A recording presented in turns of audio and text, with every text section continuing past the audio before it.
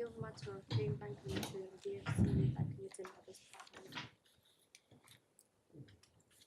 Good morning. Just before you resume, one point we had reference yesterday to the side letter.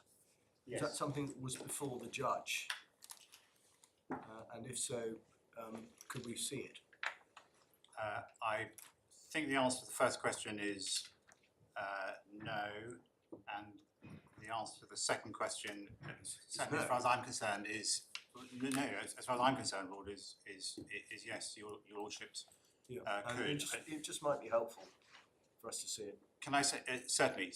Let's see if we can sort that rather more smoothly than with the P&A agreement. Can I just say, in relation to the side letter, which I'll be coming to shortly, certainly for my purposes, sufficient of it is described in the pleading. Or sorry, let me put that slightly differently. What I would rely on is the description, the claimant's description of the material parts of it in the pleading, and so certainly for the purpose of my arguments, that will be sufficient. Jolly good. My Lords, can I just indicate the plan for today, which I hope will be helpful. I am going to first finish on ground 4 Kirkpatrick. I hope in relatively short order.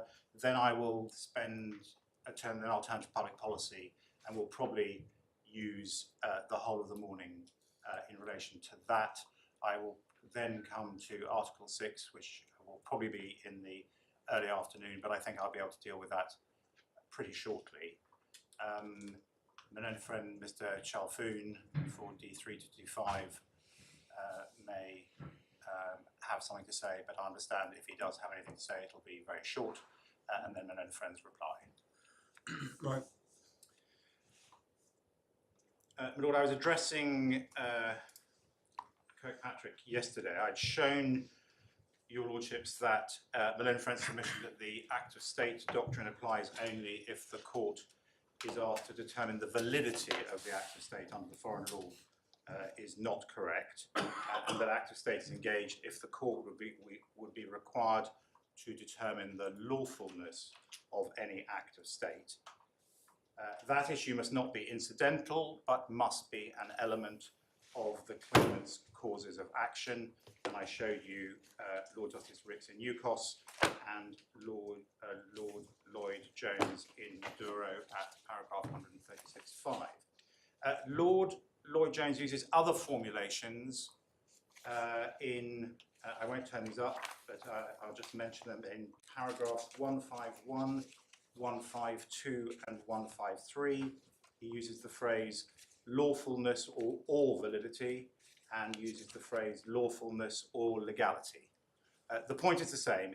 It's not only validity, and that is one respect in which English law is different from US law as discussed in Kirkpatrick. So the next question is the application of that to this case. Do the claimants make a direct attack on the legality or lawfulness of the BOU's acts? The answer to that is plainly yes, and the judge was right to find that the contrary was not realistically arguable. The specific allegations of breach by the BOU of Ugandan law start at paragraph 25 of the amended particulars of claim, and then at paragraph 44 on page 114. Perhaps I can just identify them.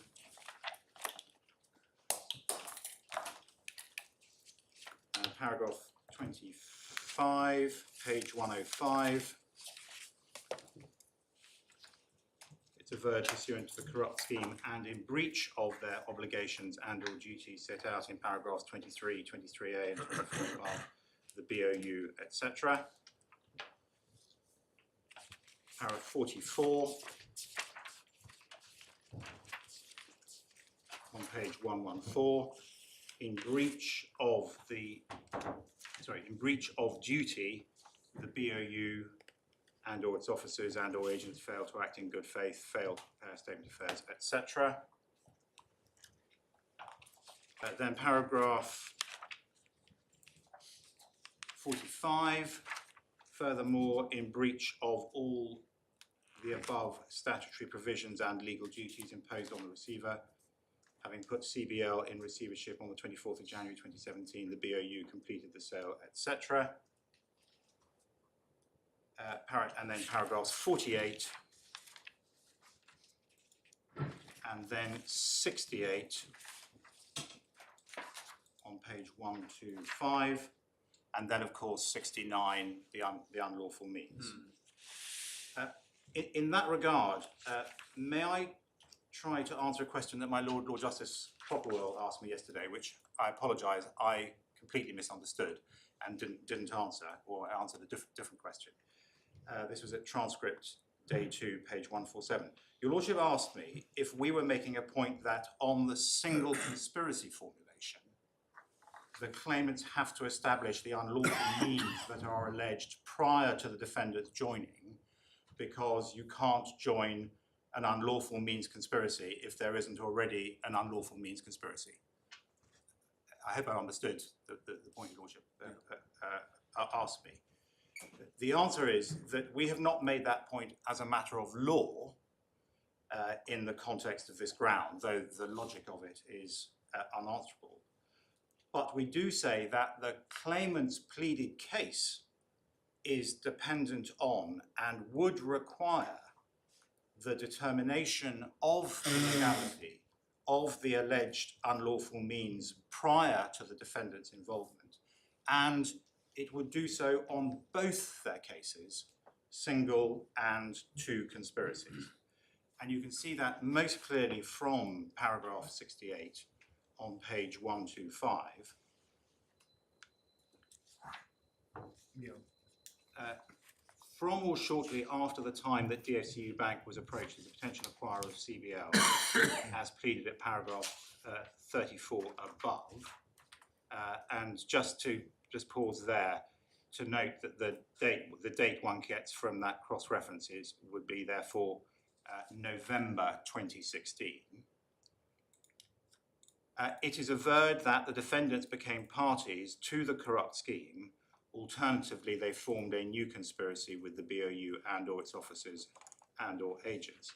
In either case, wrongfully and with intent to injure the claimants, the defendants conspired and combined together and with the BOU and or its officers and or agents to use unlawful means to effect the sale of CBL's assets and liabilities to DFCU Bank at a gross undervalue as a quid pro quo for an arrangement whereby, one, DFCU Bank would turn a blind eye to the BOU's and or its officers and or agents' wrongdoing in relation to the takeover of CBL, and or two, DFCU Bank would turn a blind eye to the BOU's and or its officers and or agents' wrongdoing in relation to the purported liquidity support facility and the 274 billion and or 3, then that goes on to refer to the 100 billion portfolio. Just focusing on those two allegations of wrongdoing in relation to the takeover of CBL, that is pleaded as having been the putting CBL under statutory management. So that's 20th of October 2016. Paragraph 21, and then the purported liquidity support is pleaded in paragraph 30 as having started on the 21st of October 2016 and continued until the 9th of January 2017. So the allegation of conspiracy to turn a blind eye to earlier wrongdoing, specifically here the takeover and the purported liquidity support, would necessitate determination that the takeover and the injection of purported liquidity support were wrongdoings. The takeover, as I say, the takeover by BOU was 20th of October, so that's before it's pleaded that DFCU came on the scene November 2016. And purported liquidity support, as I say, starting on the 21st of October. In addition, therefore, in terms of where there is a direct attack on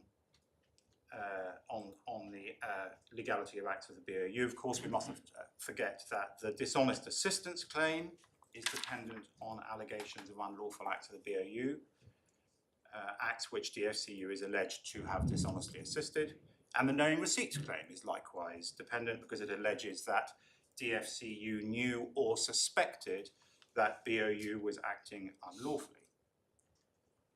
Now, ground 4 of the grounds appealed, of course, doesn't dispute that the claimant's pleaded case makes a direct attack on the lawfulness of the BOU's conduct and doesn't challenge the judge's finding as to the claimant's case as a whole.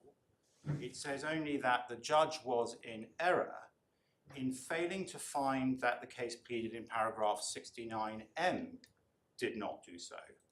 And in their skeleton, the appellants say, in support of this argument, that paragraph 69M makes no allegation of unlawful acts of the BOU, only of DFCU. That's paragraph 73 of the skeleton. So let me address that argument in conclusion on this ground. 69M at the bottom of page 128. I made the point yesterday about the incorporation into 69M in the second and third lines, the incorporation by reference of the allegations in subparagraphs A1 to 4 in line 3. Those, of course, are allegations of unlawful conduct of the BOU. So that already 69M, just up to there, is already inclusive of allegations of wrongdoing against the BOU. But let's go on.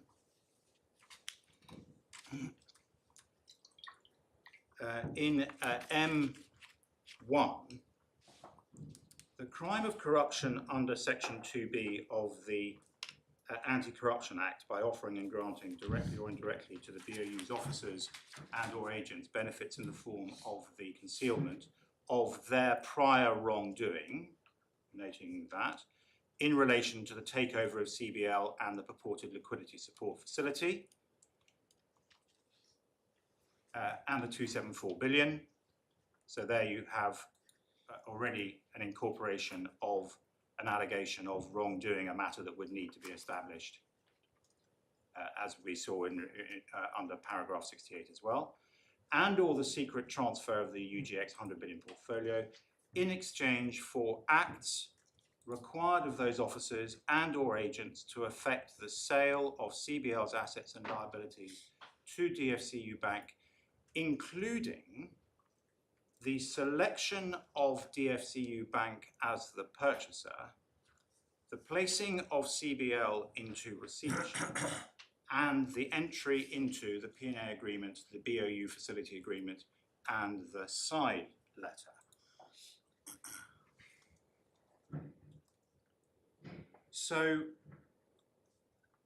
again, in addition already to the A1 to 4 point and the pleading there of prior wrongdoing, obviously wrongdoing of BOU in relation to the takeover and purported liquidity support, we have in addition the pleading of 5 unlawful acts of the BOU said to be done in order to effect the sale of the assets and liabilities. Selection of DFCU as purchaser, placing CBL into receivership, entry into the P&A agreement, entry into the BOU facility agreement, and the side letter. All of those are necessarily matters alleged to have taken place after DFCU became involved.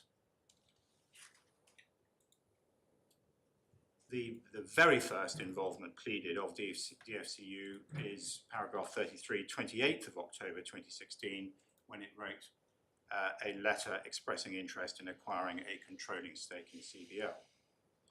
So what one sees from that is that 69M is not only about the entry into the P&A agreement, it concerns alleges a package of things that the BOU did in order to effect the sale, and all incidentally, we would say, sovereign matters. We do say that the P&A agreement cannot be separated from them. And in particular, the side letter, which is pleaded at paragraph 56. As I said a moment ago, we rely in this regard on what is pleaded in relation to the side letter, page 119, fifth line.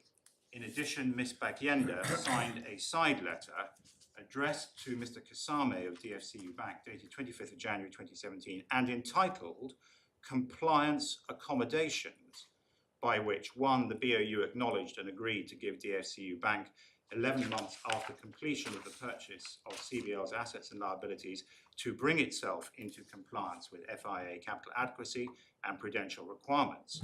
Two, agreed that DFCU's non-performing loan and advances would be managed off balance sheet for at least 12 months.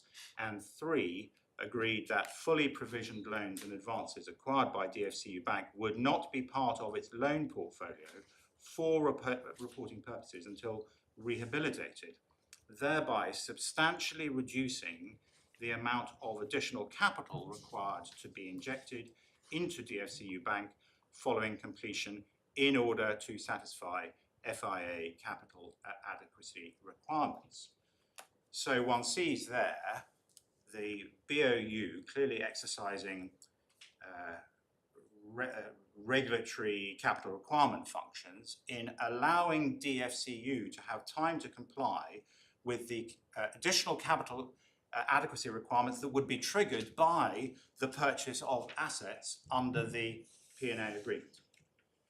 And as we see, as is described, the letter was headed compliance requirements. As pleaded, that was part of and a necessary part of the deal. It is the nature of, and in the context of Sovereign Act, we say it is the nature of the package which must be assessed. When all of paragraph 69M is considered, therefore, one sees that there is a direct attack within that paragraph on a suite of acts of the BOU. It is not at all confined to acts of DFCU, and the Kirkpatrick argument, even if confined to 69M, is simply wrong. Having dealt with that, can I just make some brief comments on the P&A agreement itself? Apart from noting the recitals, I do not suggest that it takes things much further than what is pleaded about it. It was made by BOU as the receiver under the Financial Institutions Act. It was not made for or on behalf of CBL. If the P&A agreement had been made by itself, freestanding, not tied up with the side letter and the other enabling acts of the BOU, not alleged to be part of the larger corrupt scheme, but just a freestanding agreement, I would still have said, for the reasons I gave and won't return to, that the nature of the receivership was different from a private law receivership, and the nature of the act of entering into the agreement therefore different. However, it was not freestanding. It takes its nature from the package, including the side letter, and from the context, and it isn't alleged that the BOU was bribed to make it as a freestanding agreement, and DFCU clearly could not have done so in any event because of the capital requirements issue, which was dealt with by the side letter.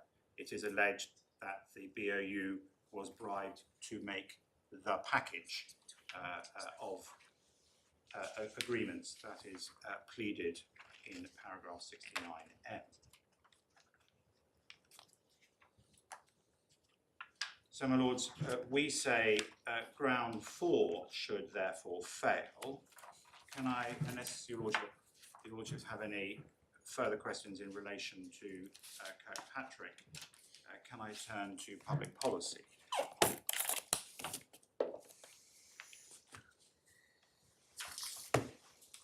Ground 3. Lords, we say that the appellant's contention on ground 3 is simply too large and unprincipled and cannot sit with established authorities. Consider for a moment the dimensions of what is suggested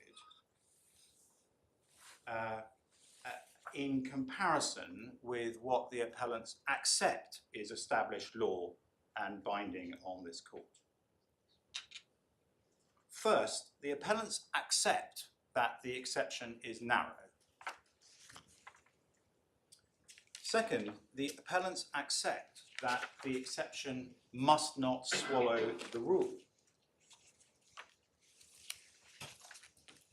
Third, the appellants then, in their skeleton argument, formulate the public policy which they say triggers the application of the exception as being, and this is quoting from paragraph 51 of the skeleton, the imperative of combating and not giving legal protection to corrupt practices.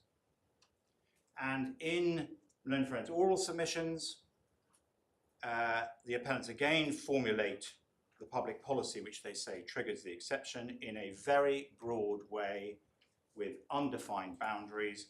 At day 1, page 3, line 7, Learned Friends' formulation was that if the claim is based on bribery and corruption, the public policy exception to Foreign Act of State doctrine applies. And at day 1, page 55, he submitted that there is a relevant public policy which is the need to combat corrupt practices and not give them legal protection. So the same formulation as in the skeleton. Now, evidently, as formulated in any of those ways, the public policy would be engaged in any act of state case in which a material allegation of bribery of foreign public officials is made. The width is self-evident. There is no limit that has been formulated by the appellants or could be formulated on the public policy exception that they say there would be. In our skeleton argument, we explained that it could not be right that the trigger for the public policy exception is just, to use a shorthand, bad conduct on the part of the state actor. And that the appellant's approach would entail that any allegation of bribery or corruption would engage the rule. We made that point in paragraph 47 of our skeleton. And we also explained that the authorities established that the exception is engaged only by a public policy which is, to quote from Lord Sumption in Belhadge at paragraph 272, is engaged only by a public policy which is an essential feature of our constitutional order. In other words, there needs to be a constitutional imperative mandating the English court to determine the legality of the specific acts of state at issue. Now, pausing there, the appellant's approach is self-evidently one of enormous breadth, and indeed the review of the international instruments that Malone Friend took you through yesterday only serves to emphasize that breadth. I'll come back to those specifically later. But likely, of course, those instruments seek to address bribery and corruption in whatever form, wherever it may be, without distinction. our approach and the emphasis on the need for an engagement of our constitutional order to create this imperative identifies the thread in the public policy exception cases which makes the exception narrow. Now, it is evidently in response to the objection we make based on the authorities that some engagement of the constitutional order is required, which ought to be a very narrow class of case, that the appellants now reach for an appeal to the rule of law. They say that corruption and bribery jeopardize the rule of law, including as recognized by international conventions. Now, that cannot be the solution to establishing, even arguably, a public policy that triggers the exception. Because, first, it still does not admit of any principled limitation. As my learned friend demonstrated through references to the various international instruments, the other UK government materials, all bribery and corruption is bad. All bribery and corruption undermines good governance in the public and private sectors globally. All bribery engages rule of law issues in the loosest sense. It wouldn't be able to it wouldn't be possible to create a taxonomy of bribes, certainly not of bribes of government officials, some of which engage rule of law issues in the very broad sense my learned friend uses it, some of which do not. So the appeal to engagement of rule of law issues does not narrow the exception or the cases in which it would apply. Indeed, it would actually broaden the cases and the public policies which would engage the exception, because it is by no means only corruption and bribery that jeopardize the rule of law in this broad sense or are of concern to the international rule of law. An obvious example of conduct that is in flagrant breach of the international rule of law and order is unlawful use of force. But we know from Belhaj that that does not engage the public policy exception. So the broadened formulation must be wrong. Bad conduct which touches on rule of law issues cannot be the test.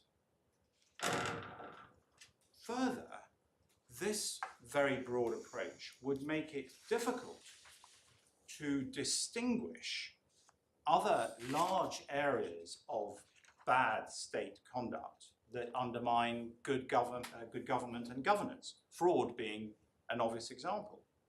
There would be no difference in policy terms between a minister who is bribed to pass a law confiscating certain property of a private party and then passing title in it to someone else, and a minister who confiscates a bank account and takes the money in it for himself, or any number of other examples one could posit of fraudulent conduct by a public official. So rather than offering the court a principled basis for identifying what would be a new but necessarily would have to be a narrow exception, the appellant's submission actually would blow the boundaries off the exception. And it would at the same time create anomalies with the cases where active state has been established and recognized and confirmed in Maduro at the highest level. Those being the expropriation cases, going all the way back to Luther and Sagor, Princess Paley and Oliver Weiss. The extrajudicial killing cases, Khan, which was approved in Belhaj. Indeed, Lord Sumption in Belhaj specifically comments on the fact that commonly the active state doctrine is applied in relation to sovereign acts in states in which there is no rule of law. Can I just show your lordships that bundle 4 tab 22.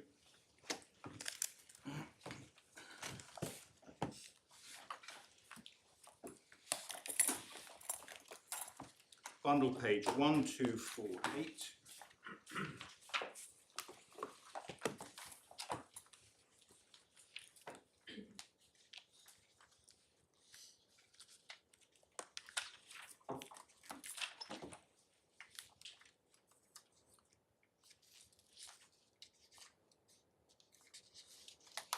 Paragraph 232. One might ask why an English court should shrink from determining the legality of the executive act of a foreign state by its own municipal law when it routinely adjudicates on foreign torts and foreign breaches of contract. The answer is that the law distinguishes between exercises of sovereign authority and acts of a private law character. It is fair to say that the decided cases on this point generally involve internal revolutions or civil wars leading to a breakdown of law of a kind which could ultimately be resolved only by force. Other countries implicitly recognize the outcome diplomatically with retrospective effect, and their courts follow suit. Similar problems can arise in relation to the acts of totalitarian states where there may be no rule of law even in normal times. So the fact that the act of state issue arises in a state and in a context where there is an absence of rule of law is not a reason to say that the act of state doctrine rule is not engaged. On the contrary, it is. So a suggestion that English courts are mandated to do everything they can and to proceed to decide any case which is based on bad state conduct, either in a state which does not have the rule of law, or in a state which does have the rule of law and where the conduct alleged would undermine it, cannot be the principle at play here in terms of the scope of the public policy exception.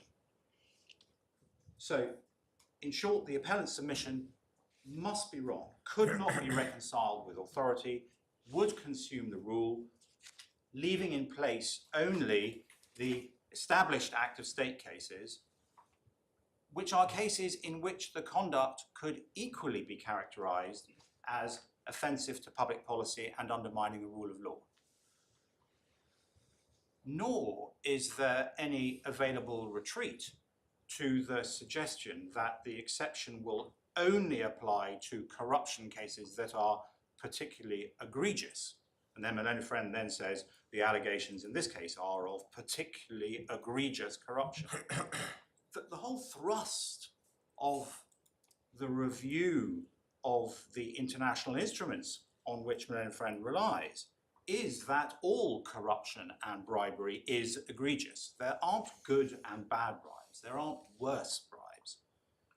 The English court simply could not have a basis for distinguishing the seriousness of the Chinese bribing a deputy governor of a central bank, as is alleged here, compared to bribing a policeman or prosecutor, the examples which Lord Reed gave in the Attorney General case.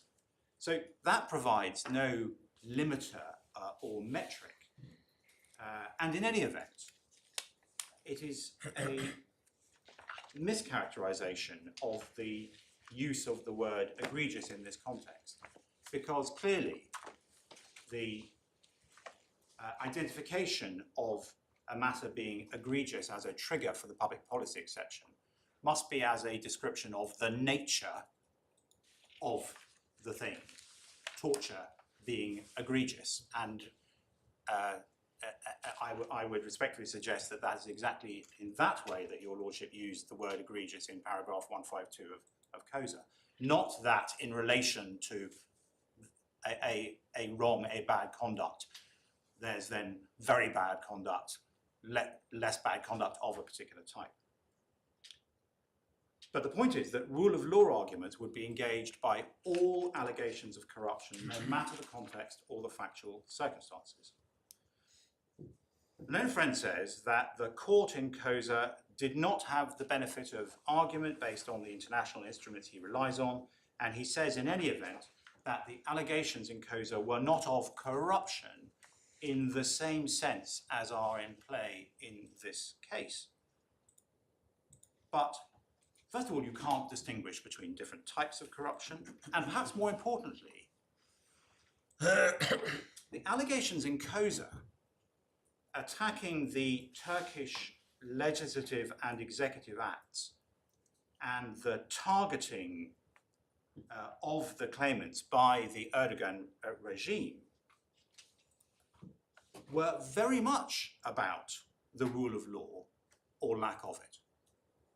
And if my own friend's argument were correct, that any engagement by the allegations of rule of law issues in that sense would bring the exception into play, then that would have been as applicable to COSA as to a case of bribery. So in our submission, the court's robust conclusion in COSA in paragraph 152 that the complaints made by the claimants about the position in Turkey are nothing remotely like the extreme and egregious cases where the exception would apply was absolutely correct, but in any event, absolutely in accordance with the settled law and the identification from the cases that we do have that identify what kinds of matters do fall within the exception. So applying settled law as to the nature and scope of the public policy exception, we submit that the exception does not apply to the pleaded claims, and there is no serious issue to be tried that it does. The touchstone point, which we will look at in more detail shortly, is that public policy does not mandate the court to determine the legality or validity of the alleged unlawful acts of state, in this case being the sovereign acts of the Central Bank of Uganda, which found the pleaded claims.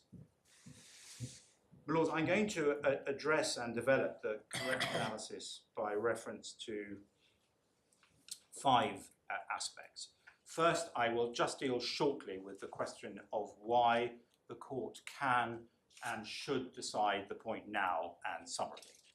Second, I will deal with the proper scope of the exception as established by authority. Third, I will address the correct understanding of the rule as being one of an abstention, an exclusionary rule that applies in relation to, by definition, bad conduct of the state. Since the starting point is that there is an act of state within the doctrine to then consider the exception, there will therefore be something that the state is alleged to have done which is unlawful. And I will then address what are the consequences of that correct understanding of the starting point and of it being a rule of extension for the analysis and and identification of exceptions. And then lastly, I will deal with what the appellants need to establish is a public policy which requires the court as a matter of obligation to decide the legality of the act of state, which in our submission they cannot do, and I will address that and address the various instruments that my own friend addressed you on yesterday. First point, the court can and should decide the issue now and summarily. It is neither necessary nor appropriate for it to be left to trial. The question is whether the pleaded allegations disclose a case that would fall within the public policy exception, and that question can and should be decided at this stage in the context of the jurisdiction challenge. The appellant's argument is that this question is not appropriate for determination in the context of a jurisdiction challenge or at an interlocutory stage in effectively a summary way, and should be left for trial because they say The exceptions to the Act of State rule are still being developed. That is wrong and that argument should be rejected for three reasons. First, the exception is sufficiently established and the principles sufficiently delineated as to make it entirely appropriate for the commercial court, and now this court, to apply the law to the claimant's pleaded case. If example is needed of how that operates and of the sufficiency of the establishment of the principle, COSA is of course a good and recent example of this court upholding a first instance judge's finding that he could and should determine whether Act of State applied to the claimant's pleaded case and finding that there was no serious issue to be tried accordingly. Secondly, precisely because the Act of State rule is a rule of abstention, it requires the court, if possible, to make the determination at the earliest possible stage so as to avoid doing exactly that which the rule requires to be avoided. The court's investigation of, consideration and determination of the legality of the Foreign States Acts. Now, of course, if the application of the rule in a particular case depends on a disputed fact. So, to give you an example, if the defendant in a case relied on the Act of State in question as a defence, and the claimant did not, as part of its case, plead the Act of State, let alone allege its illegality, then it might be more difficult to have any preliminary determination of the question whether the Act of State should be, in effect, recognised or not form part of the determination at trial. But it is perfectly appropriate to assess the question in a jurisdictional challenge or strikeout or summary judgment stage if the question is being assessed by reference to the claimant's pleaded case, especially whereas here the claimants have had the opportunity, the fullest opportunity, and have taken that opportunity to review and amend their particulars of claim in the face of the Act of State objection being raised and before it is determined. And third, in general anyway, where questions of law can be decided at the jurisdictional stage, if they will dispose of the case, they should be decided. So just to clarify, the rule of abstention, as expressed by Lord Jones, is that the court will not adjudicate, not that the court will not investigate.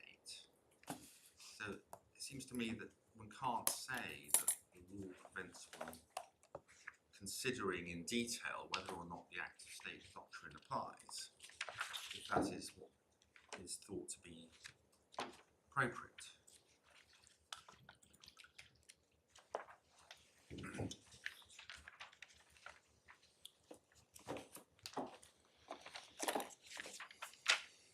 Well, yes, and so simply looking at it in that way, one could say that wouldn't seem to identify any objectional basis for the court going the full distance in relation to every case where Act of State is engaged.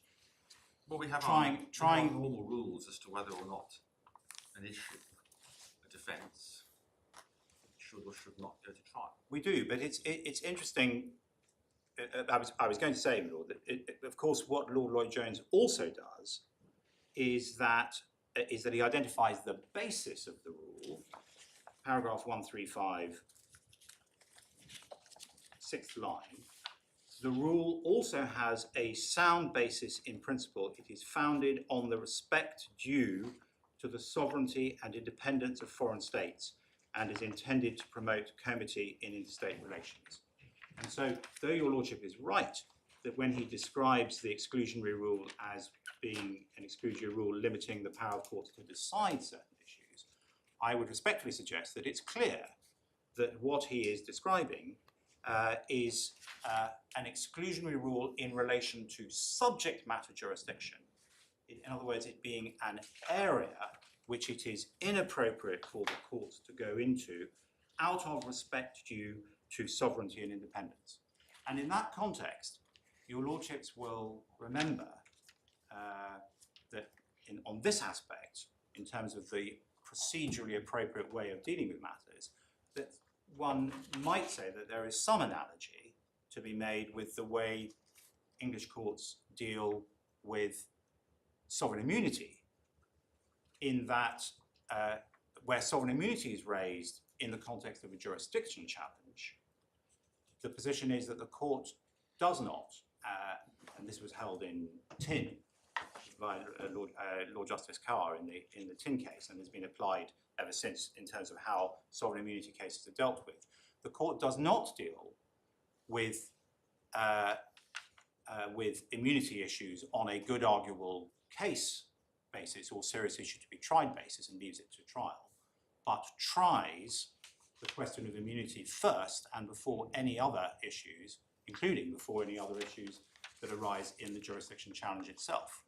Now, I'm not suggesting that procedural approach would be appropriate in relation to Act of State, because I recognise that first, that it is a defence, it's a substantive law issue, and secondly, I recognise that there can be cases where, as I've given one example of how it might arise, where the application of the question whether there is an act of state within the meaning of the rule might turn on a question of fact. But what I do say is that in terms of the policy that underlies the act of state principle, that is a reason for the court, if it can, determining it at the jurisdictional stage.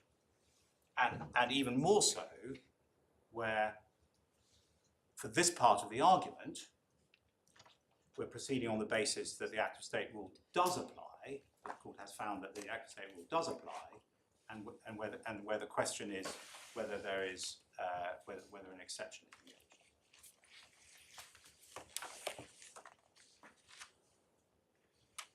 And so, my lord, I suppose you would say that the whole point about strikeout is that it proceeds on the basis that the pleading is taken as one where the facts are assumed to be true. So that the court is assuming that at trial, if there were a trial, the claimants would establish the bribery and corruption which they allege, and that it was bribery and corruption as opposed to something else. Lord, yes. So just to be clear, absolutely, this was going to be my next point.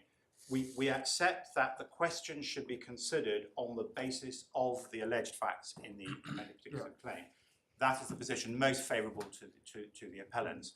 And in relation to the various issues we've been looking at in relation to Act of State, that involves, therefore, the consideration of what issues would be raised for determination at trial if the matter proceeded by reference to the full width of the claimant's case as pleaded.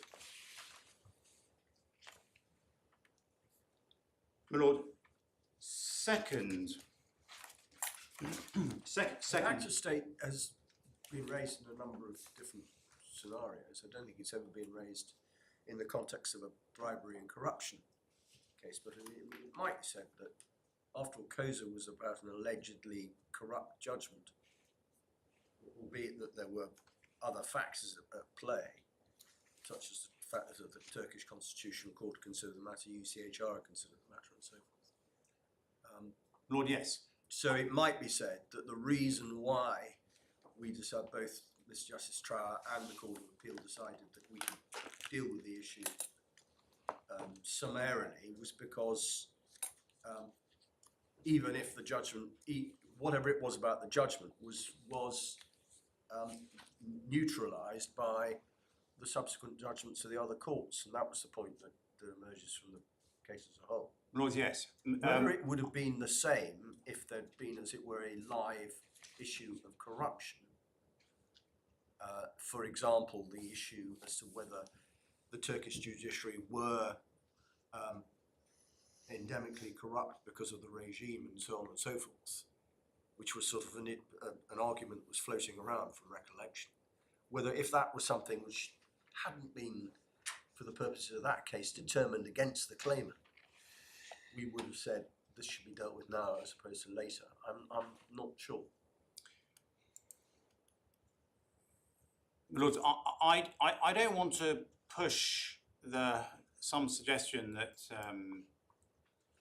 the facts are so close between COSA in this case. No, I'm not. But two points in relation to COSA. First, as your Lordship says, there was an allegation in COSA that the judgment of Judge Sewer was corrupt. But because your Lordships found that the relevant Act of State were the legislative and executive acts, the focus, therefore, was different. Yeah, I agree. But second point,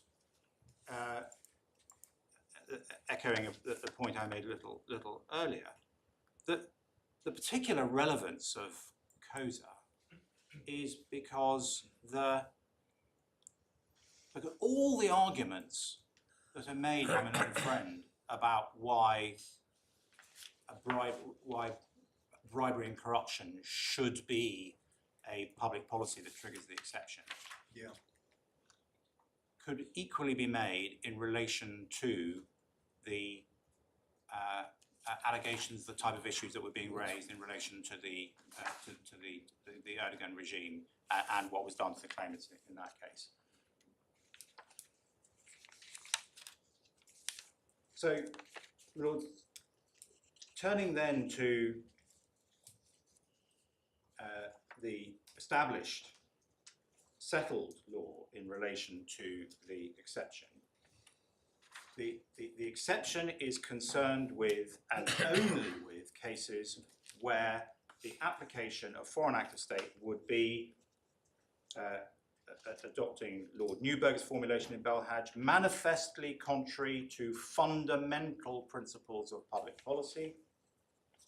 That is to say that declining to or abstaining from sitting in judgment on legality of the act of state would be contrary to, and now switching to Lord Sumption's formulation, would be contrary to a fundamental requirement of justice as administered by an English court.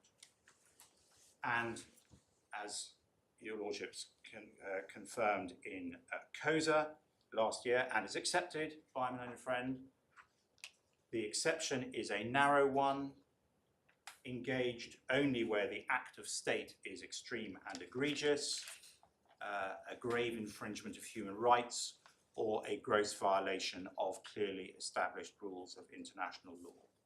It is not an exception of potentially wider scope, is not to be diluted or developed to apply more generally to what might be termed bad conduct of the state. Well, that was the point. That's why I asked you the question about COSA, because I just reminded myself of what the argument was that's referred in 151. I refer back to paragraph 87, where Mr. Scott was making submissions, and the point that he was making was that if you looked at the pleaded case, one of the things that was alleged was that the rule of law had broken down in Turkey.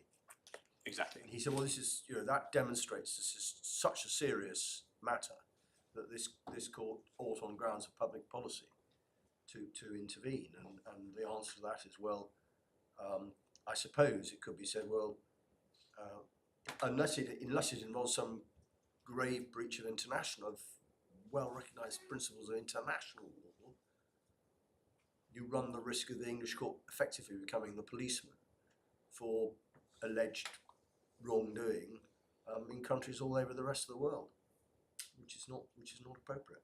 Which is not appropriate, and which the United Kingdom courts are not obliged to do. Now, of course, I come back to this, but unless one can identify an obligation on the which operates on the courts to decide the issue. Well, before too carried away with becoming the world's policeman, first of all, this is only going to arise where the English court's jurisdiction is engaged. Yeah. So we're not talking about us going around, these courts going around and ruling on foreign states' acts because we're the only people who will do it. It's only where proceedings are brought here and this court has, and this court has and accepts jurisdiction. And at that point, one of the difficulties with the formulations, contrary to fundamental principles, fundamental requirements of justice, is these courts have, for a very long time, set out what it regards as fundamental principles and requirements of justice, and they're often very broadly stated. We have some very wide maxims of law as to what we think of fraud and corruption, for example. We do, indeed, Lord. And that is itself the pointer to the fact that that can't be a relevant public policy for the purpose of this exception. It is so clear and so clearly established and restated in Maduro, but all the cases establish that we cannot be talking in relation to the exception to act of state of something which has that breadth. But your Lordship is absolutely right. It would be possible to find any number of cases which, in the context of fraud, for example, use the exactly the same formulations that the learned friend uses, which say, well, the public policy is of the English courts doing everything they can to assist in the combating of fraud. Would you say, one thing I find slightly difficult about this is that bribery is fraud. Yes. Tort of bribery is fraud. Yes, but not all fraud is bribery. No, exactly. But I'm not sure why one would distinguish between the two. Why one would distinguish between the two. One wouldn't. That I think is your point. It is absolutely my point. That if the argument holds good, if the public policy argument holds good for bribery, it would hold good for all fraud. And then one starts to think, okay, well, how far does that then extend in the field of active states, of the kinds of active states that can be considered by a court? So you would then, this is the point I made about anomalies, you then create what would be I would suggest a juridically weird position where if a claimant includes an allegation in relation to an act of state that the thing that was done by the state was induced by bribery or induced by fraud, then it comes within the exception, even if it were only based on the act of state, it would not. So take the absolutely classic case of act of state, in which there is simply no room for this court justifiably to try and cut back on, and that is expropriation. Yeah. Confiscation of property without compensation, which, as we know, can arise in, and Lord Sumption refers to, can arise in all sorts of circumstances. A claim brought in relation to property, which in cases like Luther and Sagal, where the property arrives in the jurisdiction, to which the defence of the defendant is that they acquired title by virtue of either legislative or executive act. We know it makes no difference anymore whether one's talking about Rule 1 or Rule 2 in this context. A legislative or executive act of a foreign state in relation to property which at that time was within the foreign state, passing title will not be considered, whatever the circumstances of the taking. If the claimant says, I can show that relevant executives, or the legislature, as the case may be, were bribed to pass the legislation or to make the executive order passing title. Suddenly, on Malone Friends' case, suddenly that now comes within the exception. Why? One asks. The badness of the conduct, even if one can make comparisons, is not different. And as I say, that the trigger for saying, oh, well, a public policy is engaged is, and I'll come on to this in a moment, that the problem is one of a misconception in relation to approach. The court is not asking if the conduct of the state is contrary to public policy. The court has to ask whether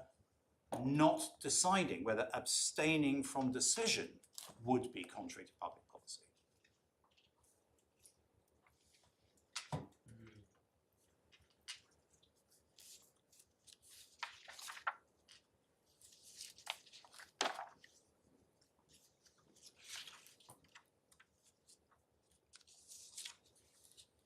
As we've just seen in Maduro, the way it's put by Lord Jones at paragraph 135, the courts in this jurisdiction will not adjudicate or sit in judgment on the lawfulness or validity under its own law of an executive act of a foreign state performed within the territory of that state. Will not adjudicate. That is a formulation of abstention. And then it is an exclusionary rule limiting the power of courts to decide certain issues as to the legality or validity of the conduct of foreign states within their proper jurisdiction. So it mandates the United Kingdom courts not to determine the legality of the acts of state. And that is why in our submission, and this is critically important in order to understand what the public policy exception is and why it will of necessity be narrow. It applies where and only where the English public policy, it is English public policy, that's absolutely clear, but it must be an English public policy that mandates the United Kingdom courts to decide the legality of the acts of state. In Law Debenture and Ukraine, paragraph 191, the Supreme Court has put it in this way: the exception applies where judicial abstention would conflict with fundamental principles of public policy of the domestic forum. It is judicial abstention which must conflict with public policy. It's not that the conduct of the state conflicts with public policy. It is where the consequence of the act of state rule would conflict with fundamental principles of public policy. In other words, that is the argument, isn't it? The argument is that for these courts not to provide a remedy for corruption, we are thereby in breach of treaty obligations. Right. So, my lord, that's the specific argument based on the instruments. Absolutely, will address that. There is no such obligation, and I will show you that. But your lordship is right. If as your lordship knows from our skeleton, we say under those instruments no such obligation is created. Number one. Number two, in any event, there has been no incorporation into English law of such obligation, so that wouldn't operate on the court. But your lordship is absolutely right that if the court identified that there is an obligation that operates on the court to decide the case, then the position may be different. And the classic example of that, of course, is Belhaj. Because in Belhaj, the Supreme Court decided that the exception applied. It didn't decide that it applied because torture is contrary to public policy. It decided that the exception applied because the court was under obligation to decide the question of torture. That the judicial abstention from deciding whether there had been torture conflicted with obligations on the United Kingdom courts to decide, and I'll show you, Lordships, that passage as it's discussed in Lord Sumption's judgment on that aspect.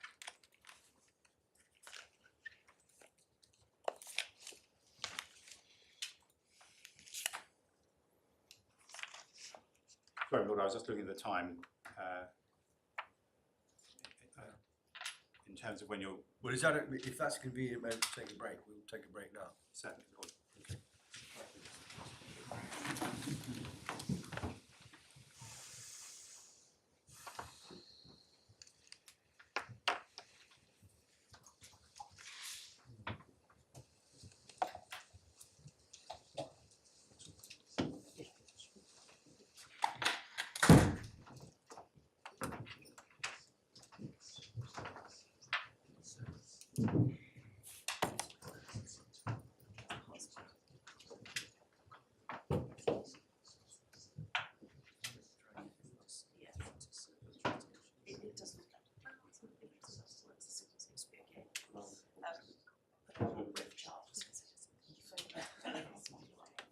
I don't think it's the things on the door, if it just takes too much to.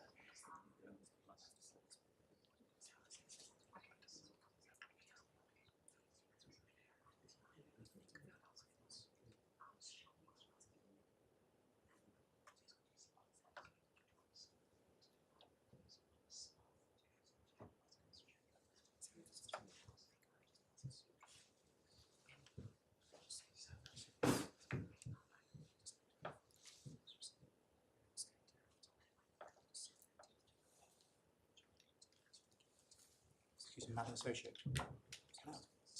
It's very, very hot in here again. Is there a control on the temperature? I'll try and email someone. Sorry? I'll try and email someone. I'm not. Oh, right, okay, thank you. It's very, it got very warm yesterday as well.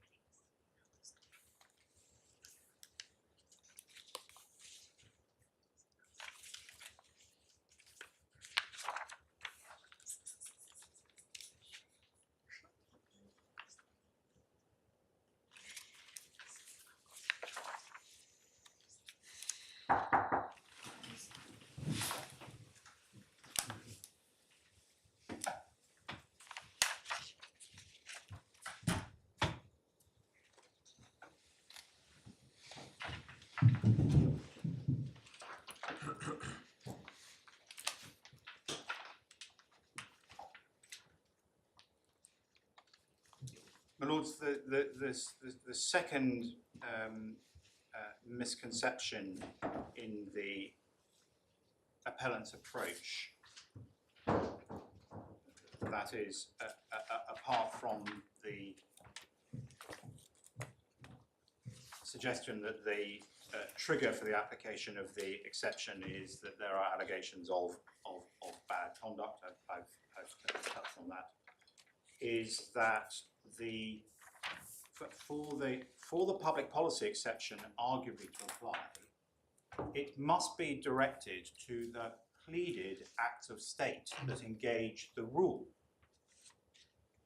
The appellant's bribery allegations are ancillary to the allegations of illegality in respect of the specific foreign sovereign acts of the BOU. The appellants are not suggesting and could not suggest that there is a public policy that mandates the English court to determine the legality of sovereign acts of a central bank made pursuant to statutory powers in respect of the supervision, management, and that are directed at the assets and liabilities of a private bank that is under its regulatory supervision and within its territory. In other words, the appellant's public policy arguments are not actually directed at their pleaded claim. The unlawful acts founding the unlawful means conspiracy allegation are not just the alleged bribes. Or put another way, the objectionability of the court determining the illegality of the BOU's acts, such as, for example, allegations of breach of statutory duty in the conduct of statutory management, is not met by the asserted public policy. So, my lord, we say that the court, in fact, if the rule is properly understood and the scope of the exception is properly understood, the court doesn't reach the question whether the international instruments relied on or the Bribery Act create a domestic law obligation upon the courts to determine any claim that is based on an allegation of bribery of foreign government officials. But in any event, as I've said, we say that the appellants are wrong even in that submission. There is no such obligation to decide the claim just because there is an allegation of bribery of foreign government officials. No such obligation is created by the Bribery Act. The Bribery Act doesn't create a universal civil jurisdiction over civil claims. I'll come back to this in more detail. Indeed, the Bribery Act is not concerned with civil jurisdiction at all, nor is there any obligation on the United Kingdom to provide a universal civil jurisdiction created by international treaty obligation. And just in summary, I'll come back to each in detail later, but just in summary, in relation to each of the instruments relied upon, we say that the OECD Bribery Convention doesn't add anything to the Bribery Act. it too is concerned solely with criminal jurisdiction. And while there is a treaty obligation to establish criminal jurisdiction in certain cases, the United Kingdom has in fact more than satisfied that obligation through the passing of the Bribery Act, which incidentally has a wider criminal jurisdiction than required by the Convention. But that is of no relevance to the civil claims in this case. The UN Convention against Corruption creates no obligation to exercise civil jurisdiction or to guarantee an enforceable right to compensation for victims. That follows from the ordinary meaning of Articles 26 and 35, read in their context, and in fact is explicitly confirmed by the Travaux Préparatoires, which I will show you later. And in fact, in any event, even, on the pleaded facts, even the exercise of criminal jurisdiction would not be required under Article 42. The Council of Europe Civil Law Convention has not been ratified, has not entered into force, and also does not create any obligation, and none has been incorporated into English law that requires the court to take subject matter jurisdiction in a civil claim that would otherwise be barred by Act of State.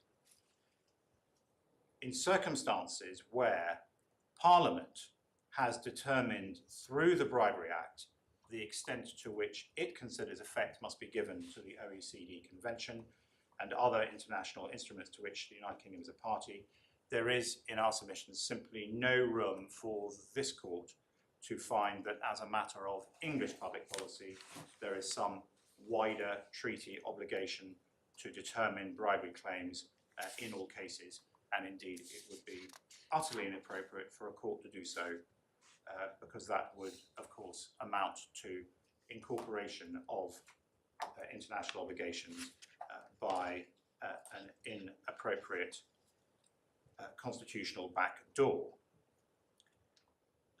My Lords, I can go, I think, fairly swiftly through in terms of the law as to the nature and scope of the exception. I can go through this swiftly.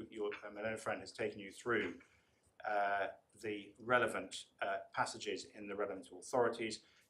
Can I just emphasise two or three? Obviously, in relation to the most important cases as to the exception, Oppenheimer and Catamol doesn't need anything further to be said. Kuwait Airways. In Kuwait Airways, in Lord Nicholls' speech, at paragraph 18. Do you want us to look at it? Certainly. I was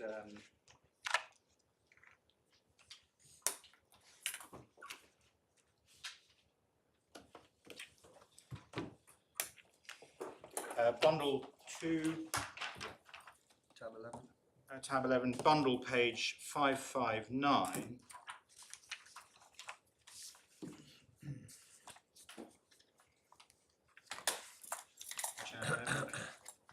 My own friend didn't take you to this. That's not a criticism, but sorry, that's as it were by way of apology for not having said that I should take you to it straight away. At the bottom of the page, when deciding an issue by reference to foreign law, the court. Could you give me the? I'm sorry, Lord. Bundle page 559, judgment page 1078. Yeah. When deciding an issue by reference to foreign law, the courts of this country must have a residual power to be exercised exceptionally and with the greatest circumspection to disregard a provision in the foreign law when to do otherwise would affront basic principles of justice and fairness which the courts seek to apply in the administration of justice in this country. And then at bundle page 589, Lord Hope, para 138, it is clear that very narrow limits must be placed on any exception to the Act of State rule.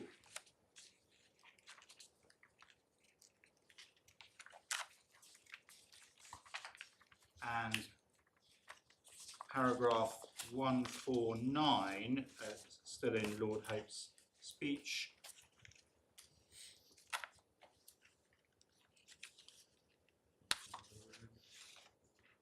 I would endorse everything that is said in that passage that's referring to Dr. Mann in Further Studies in International Law. I would endorse everything that is said in that passage. I would apply it to this case.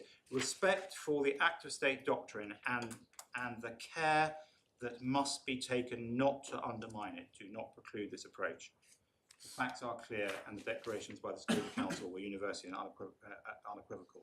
If the court may have regard to grave infringements of human rights law on grounds of public policy, it ought not to decline to take account of the principles of international law when the act amounts, as I would hold that it clearly does in this case, to a flagrant breach of these principles.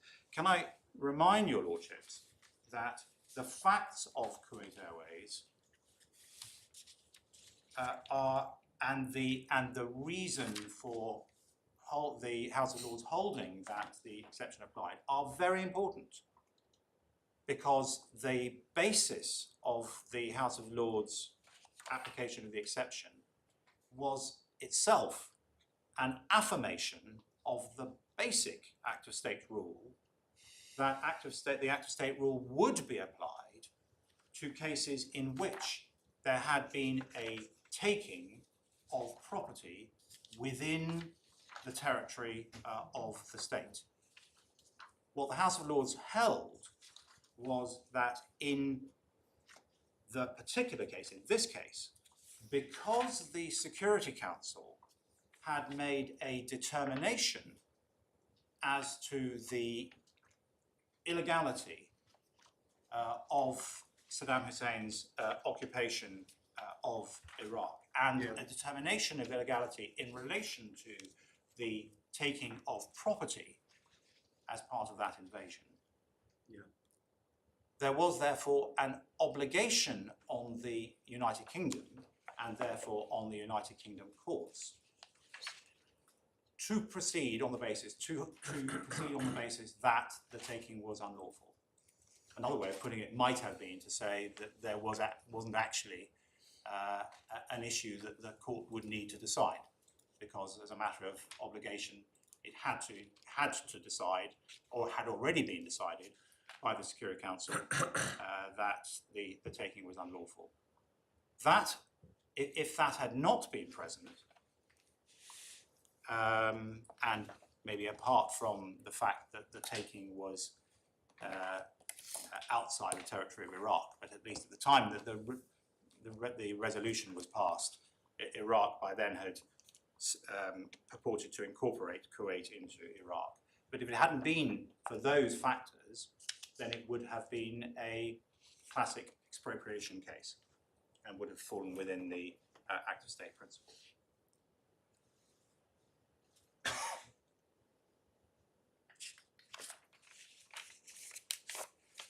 My Lords, particularly relevant parts of Belhaj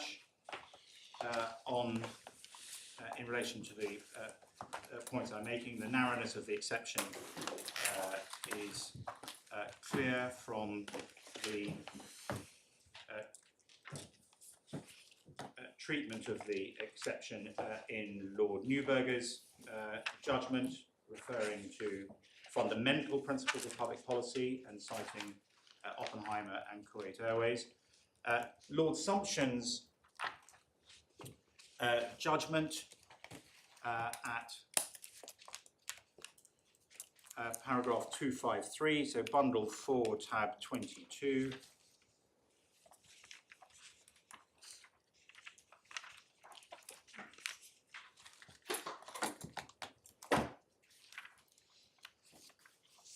At bundle page 1257.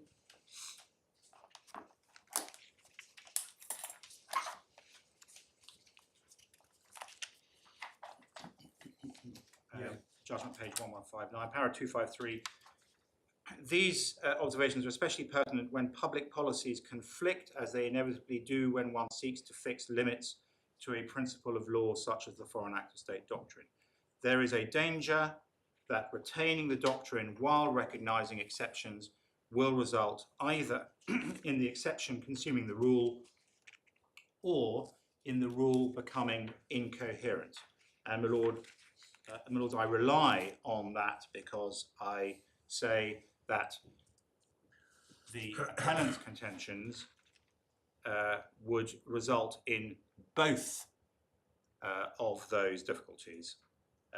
The exception would consume the rule because one would have to extend it, as I've submitted earlier, not just to fraud, to bribery and corruption, but precisely because there would be no policy basis for distinguishing it from fraud. It would become extended to include all cases in which there is an allegation of fraud, and no doubt beyond that, and would become, if there was anything left of it, would become incoherent. As I've submitted, anomalies would be created between that and the established act of state cases. This does serve to emphasise, doesn't it, that what you describe as the badness of the conduct is a consideration as to whether it falls within or outside the policy. Oppenheimer and Catamol was a case of expropriation. But what brought it within the public policy exception was that it was done for racist purposes, by way of racial discrimination. Kuwait Airways was a case where the resolution was the expropriation, but as Lord Nichols said at paragraph 28, it was not merely an ordinary expropriation, but for the purposes of extinguishing all trace of Kuwait. So that this is reframing the question rather than giving the answer, but it isn't necessarily an answer for you to say, well, the classic case of act of state where the exception doesn't apply is expropriation, political expropriation in the Russian cases. And it can't be different if the motive is a bribe. But it may be different. That's maybe what we've got to decide. If the expropriation is, as is alleged in this case, driven by personal corrupt gain by public officials, high-standing public officials, that may be something which brings it into the public policy exception, where mere expropriation doesn't. Is that a fair way of looking at it? The difficulty, my lord, which we've recognised in our skeleton, is actually the small number of cases which have considered the exception. I would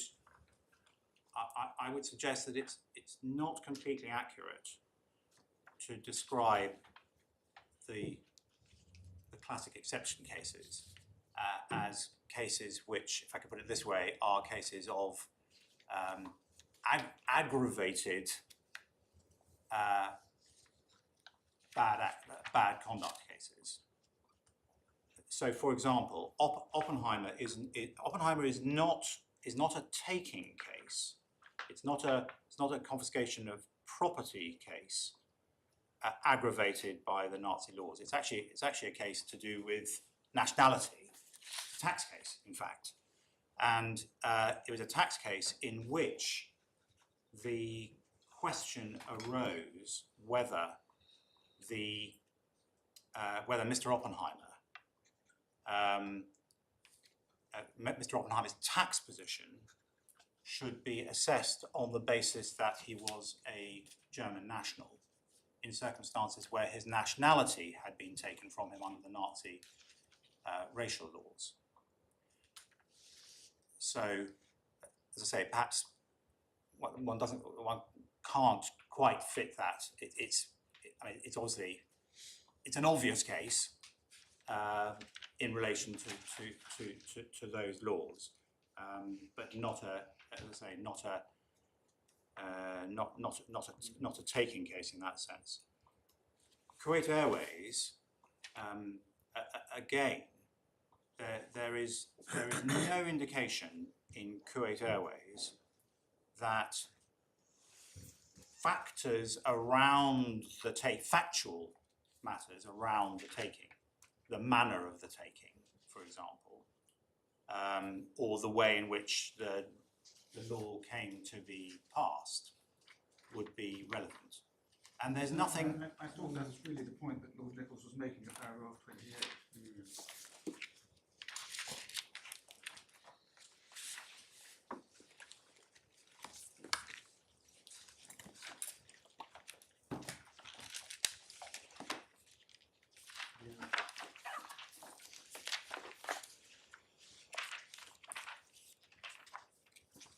Just page 562 of the bundle. It's below D. Resolution 369 was not simply a governmental expropriation of property. Unfortunately, invaded Kuwait adopted the decree as part of its attempt to extinguish every vestige of Kuwait's existence as a separate state. An expropriatory decree made in these circumstances and for this purpose is simply not acceptable today.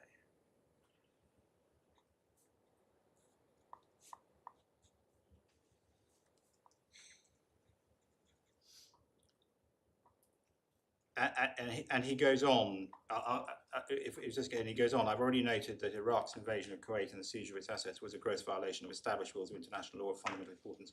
A breach of international law of this seriousness is a matter of deep concern to the worldwide community of nations. And then he goes on to refer to the Security Council. And that it is that it forms the basis of the House of Lords decision that the exception applies.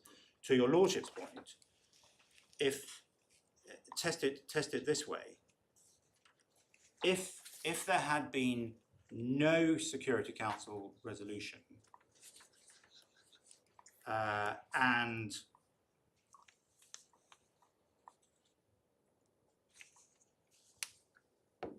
if there had been no Security Council resolution, then there would have been no means, and it would have been inappropriate for an English court to judge the and determine, classic act of state, the legality of the taking. And so just as one doesn't see in...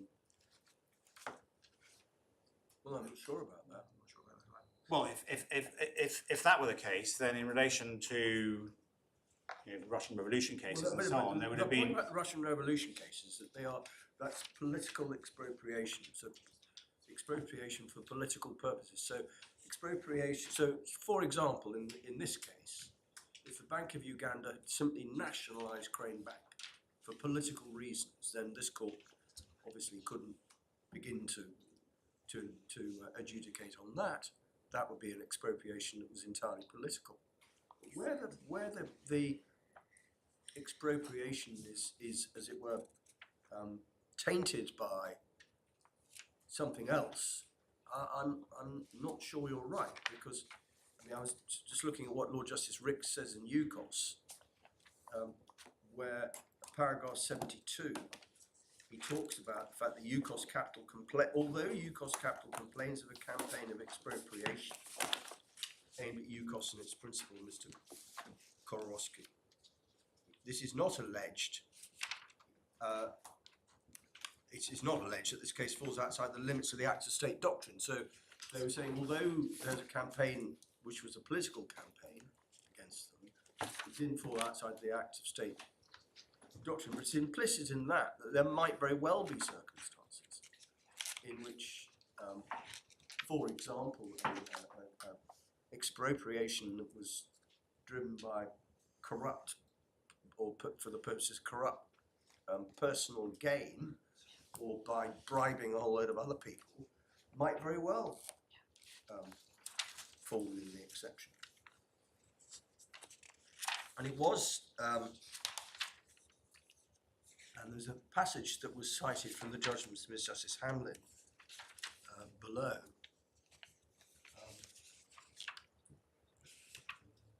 where, at least arguably, the judge had the same point in mind. You might say these are straws in the wind, Mr. Smoothall. It's because there's not much one can read into it. But it does seem to me to be a recognition that merely saying, well, this is expropriation, therefore we can't investigate. Or we can only investigate if, for example, there's a UN resolution, or if it's contrary to an established principle of international law, something of that kind. I'm not sure. I hope in fairness, that wasn't the way of approaching it. I'm not. I haven't said that because there isn't a Security Council resolution in this case, you can't act. I do tackle the suggested public policy absolutely head on. No, I think I was seeking this derived out of your point that if Yes, there yes. weren't a Security Council resolution in Kuwait Airways, Yes. So this- what I this was court seeking. wouldn't have adjudicated on. Well, it. I was seeking to answer my Lord Justice Popplewell's point, which is, can you see in the cases which have applied the exception that the approach they are taking is to say, though this is a classic act of state, if I can put it that way, by way of shorthand, the manner of the taking is aggravated, as it were, and that therefore almost as though it's a sort of spectrum point. And my answer to that is that is not. I see what my Lord points to in terms of Lord Nichols' speech, but as I say, he then goes straight on to the Security Council point, and I would submit that is not what is permissible, and is not what is meant by egregious. In other words, the question in terms of what one is looking for is an act of state of a kind, such as, let's say, torture, as has been found in Belhaj, which is egregious, rather than that it is an act which could be still bad conduct, but which would fall within the established cases, but which, by virtue of features of it which don't independently provide a public policy, somehow then take it out of the main principle. I think, Mr. Smoothheim, in relation to the authorities you've shown us and the passages which attempt to give some sort of definition to broad terms, is there an initial acceptance one has to have that none of them address, let alone exclude, corruption as potentially a fundamental principle? You're seeking to argue that it must exclude that, but you don't find that from any of the authorities in express terms. We don't, and I don't say that you will. So then, where that takes one to is various aspects. One is, can one find a thread through those cases which can then be used when one comes to consider the question in relation to whether corruption falls within the public policy? We say yes, there's a principal thread, and that is the engagement of a constitutional, the need for the engagement of a constitutional principle requiring the court to proceed, and you get that from the cases and in particular from Belhaj. Secondly,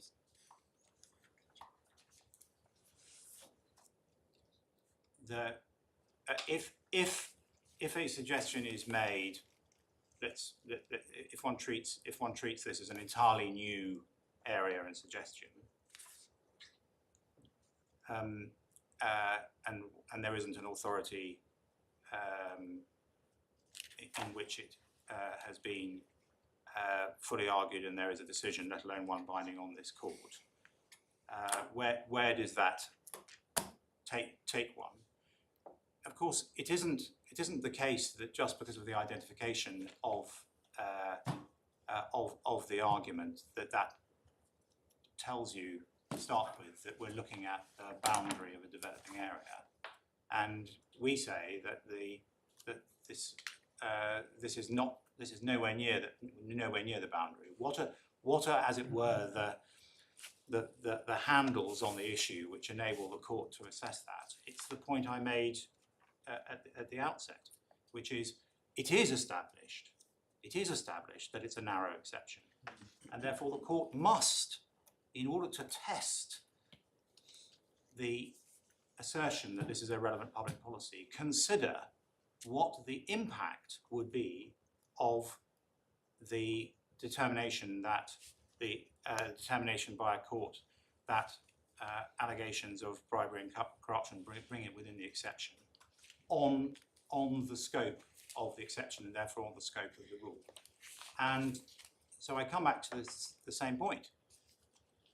It is striking and important that the appellants, despite all these arguments and through all of these,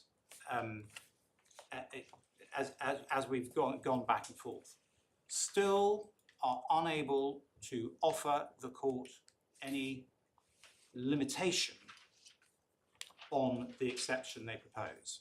There is no boundary to it other than to say it involves bribery and corruption, which therefore necessarily would be huge. The rule of law additive, as I've shown you, actually makes it bigger, not smaller. What does that tell you? It tells you, in our submission, that it can't be the case that that can be within the exception that has been established in the authorities, because it would not be narrow. In this case, they could put it as hard as to say that where the purpose and motivation of the acts of state are not for the purposes of any concerns of the state, but are for the purposes of lining the pockets of pursuant to a corrupt purpose, that in those circumstances, fundamental requirements of justice as administered by an English court would require this court not to accept that that act was one that the court couldn't adjudicate. But the limiter that your lordship is positing is that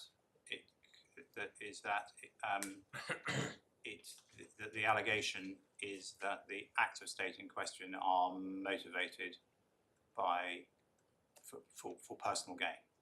Yes. Well, Yeah. Well, That's what they needed. or at least the facts of this case, very high-ranking officials within the executive, very large sums of money, in a way that might engage the sort of factors that Mr. Straw mentioned in Parliament, so as to affect the question of whether wealthier countries will grant foreign aid. Facts alter cases, and all that speaking for myself, needs to be established is that the type of bribery and corruption which is alleged and relied on in this case would engage the public policy exception without having to identify somewhere further more venial conduct which would not. I think I'm right in saying, at least I was told, that there was a traditional custom in Germany, I don't know whether it still exists, that when you went to see a public official in the at the local office over your planning application, you would take a cake or a pastry. Now, it may be that strictly speaking would be treated as bribery. But speaking for myself, I don't have any difficulty in saying that one might think the public policy exception was engaged in not in that case, but in a more serious case, which the facts that we're concerned with provide an example. I'm not suggesting that is the answer, but I'm speaking for myself. I do think that facts alter cases, and we've got to deal with it on the facts of this case. But, my lords, my answer to that would be twofold. But first of all, the identification of a new exception, because that's what it would be, has to be principled. So if the court held without, as it were, without analysis, that that looking at the facts, it was satisfied that on these alleged facts, it was appropriate to apply the exception. The position is still that in subsequent cases, there would then have to be a consideration of whether other cases were sufficiently similar to be able to say, well, that the case is relevant. Well, it may be that the principle is that bribery or corruption of on a particular scale is sufficient to engage the public policy exception. And it will be a question of fact as to how you apply it in subsequent cases. In just the same way as deprivation of citizenship can engage the public policy exception if it's for racial motives, but not all motives will engage the public policy exception, and if it's deprivation of citizenship for other reasons, well, that'll have to be considered on a case-by-case basis. But again, my lord, then the difficulty is, even apart from the fact that in my submission, and absolutely on the materials that Malone and Friend has shown you, there is no basis for saying that that a bribery is on the basis of those materials that bribery of a particular scale because of the amount of money involved, for example, would engage public policy when others wouldn't. And if your lordship, just bear with me a moment. Let's be absolutely clear. We're not saying that bribery is not contrary to public policy. We're saying the opposite. On the basis of the materials you've been shown, the English position is clearly that bribery of any kind is contrary to English public policy. So, but that's important, Lord. The Bribery Act doesn't have, a sort of tariff. No, but as you point out, the question is not what is contrary to English public policy, it's whether English public policy requires the abstention. And what I'm engaged on at the moment is whether the gravity of the breach of domestic policy, bribery, has a bearing on whether the public policy requires abstention. Those are two separate things. Absolutely not. As you're concerned to emphasise. So my next point would be if for there to be a principled approach which identifies what it is that triggers the exception, there has to be consideration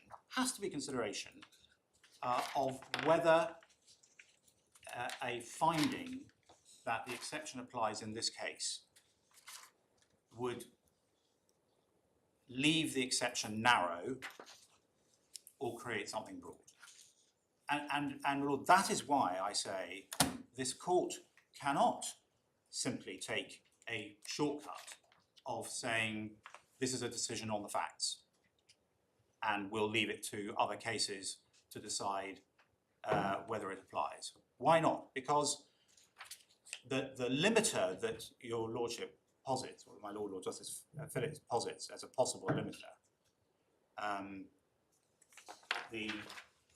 even if we said the motivation of high government officials for significant financial gain in this world, that's not a limiter that's going to confine it to particular cases. I'm not sure I follow that. Sorry, my Lord? I'm sure it could, but also you formulated it a little bit more carefully, possibly with assistance from. My Lord, But these cases. would you Lord, so, I really want to pick up on your lordship's point. Your lordship says perhaps it could be formulated with the assistance of the appellants. No, I didn't say that. Sorry. Sorry, I misunderstood. I didn't say that. I'm sorry. I'm sorry. I thought you were saying that perhaps there's a way in which talked across us, so you didn't hear what we said. I'm sorry. My Lord, sorry. I thought your lordship was saying that there may be ways in which it could be formulated in a more limited way, and my point in relation to that is twofold. One is, it is very striking that at this stage, the appellants have not been able to do that. I go back to their formulation of the public policy. They do not offer you, despite all the points we've made, they do not offer you a more limited formulation, point one. And point two, the reason they cannot is because even if one starts to attach to it some sense of scale, if that's possible, if one starts to say high government officials in relation to acts having significant impact, large bribes and so on, that doesn't produce a narrow exception, precisely because in the field of acts of state issues tend to be engaging issues at high governmental level. If one thinks of any of the cases we're looking at, Belhaj, Maduro, Kuwait Airways and so on, you are already going to be in that field. And so I come back to my Lord Justice Popplewell's point, which is that the principled outcome must be tested and considered. And if the extension of the exception were made in this case, it would unavoidably result in an extension which would mean that the exception was no longer narrow. And if it would result in the exception no longer being narrow, it would then be producing an exception which is contrary to the established and accepted authorities that the exception is narrow and that any extension of it has to be with circumspection. And well, at the moment, no court has yet even embarked upon considering whether corruption falls within this exception, and if so, how that might be regulated. So I think expecting a fully formed and finalised description of the exception at the moment is asking a lot. I recognise that it hasn't been forthcoming so far. The hearing's not over yet, and we are at the moment considering whether or not it is right to say at this effectively strikeout stage that there is no such formulation which could arguably fall within the exception. So I think one has to just remember where we are and at what stage we are, both in these proceedings, but also in the context of the development of the law in this area. Absolutely, Laura, I absolutely agree and accept that. And so just to be absolutely clear, I'm not and have never said that because it hasn't been decided before. No, but what you are saying, forgive me, as I understand, you are saying that in those circumstances can bribery and corruption ever fall within this exception. That's I understand. I do understand you to be saying that. Because if you're not saying that, then it might be said this is such an egregious example of bribery and corruption that at least arguably the public policy exception should apply. Arguably, because as my lord says, the issue for us really is, do we allow this case to go to trial? We're not going to decide the point ourselves, mercifully. But your point is, the case that's put against you is that all corruption engages the policy, and if there were some narrower formulation that some particular kinds of corruption could engage the policy, it's for the appellants to identify it and formulate it. I do, and if that Flagrant corruption and bribery? Egregious corruption and bribery? I mean, but it's not. those This are is adjectives. this is. But my lord, this is why maybe it's a different point. But this is why the flagrant, the egregious. I do submit on the authorities is a characterisation of the act. Those are category. Thank you. Category Lord.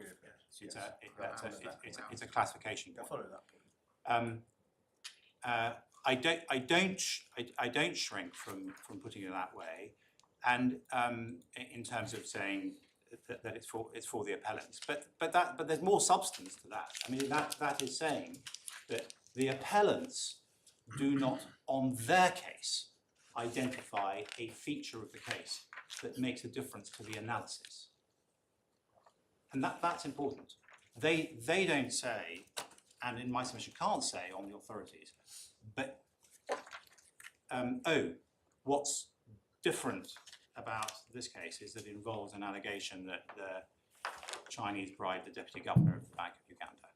They say what is different about this case is that it is a case in which allegations of bribery are made, and that is what this court is asked to decide. We will hear what my own friend says if he wants to reformulate it in reply, and I wouldn't object to that. But the reason why I place so much focus on it is because that is the way to consider whether there can be a principled extension which can fit with the authorities. And in my submission, there cannot be, not only because it would be broad and would apply, but also because of my point about the anomalies that it would create with other cases. Just to pick you up on one thing you say there, which is you say a principled extension.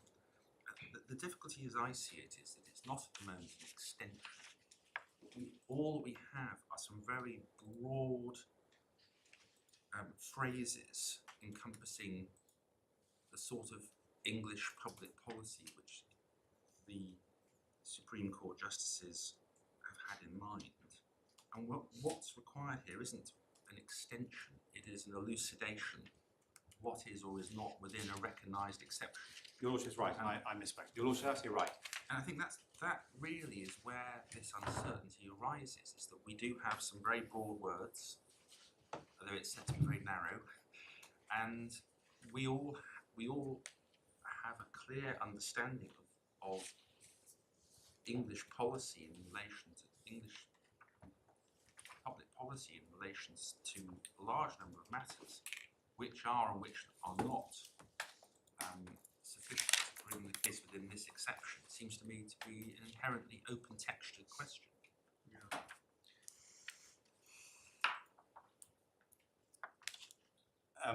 Extension was the wrong word. What I was attempting to identify when I was saying principled is the point that it is clear that the touchstone is not the asking of the question whether the conduct is contrary to public policy. When your Lordship says we have very, very broad indications, we have very broad indications because even the phrase fundamental public policy is broad. That doesn't mean that the scope of what's within it is broad. No, we know what's in it is narrow. But And the best, and maybe the best illustration of what I would submit is the right approach for this court to take, and what shows what would be a wrong approach, is that in Belhaj, the Supreme Court did not say torture is bad, is very bad, is contrary to English public policy, and that therefore engages the exception. The analysis at great length in Belhaj had to be of whether there were particular and this is what was the principled approach, the principled analysis of the United Kingdom's obligations under the Torture Convention, and then the analysis as to whether there was an obligation on the United Kingdom courts to proceed to decide the case.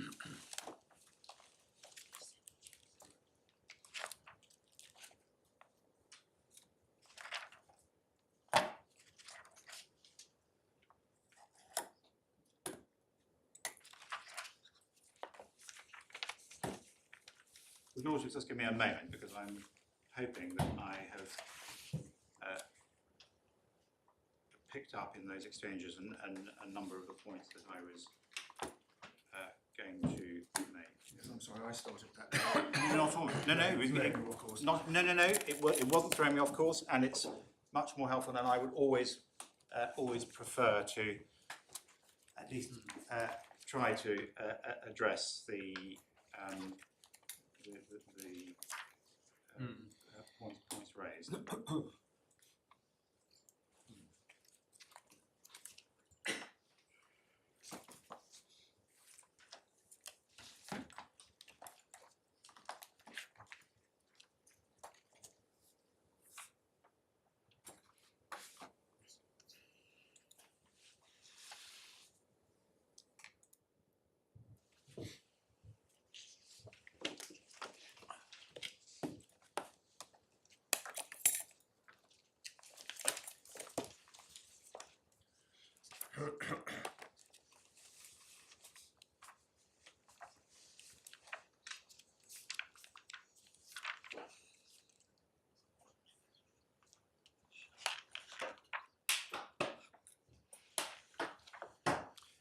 My Lords, just on my anomalies point, so that is that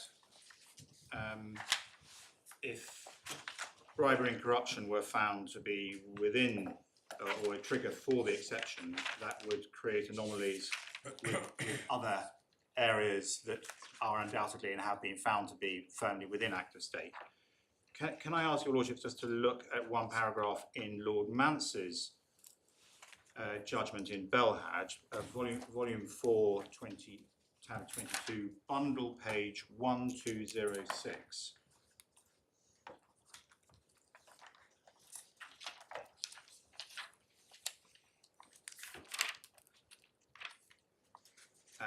Paragraph 107, Roman 3.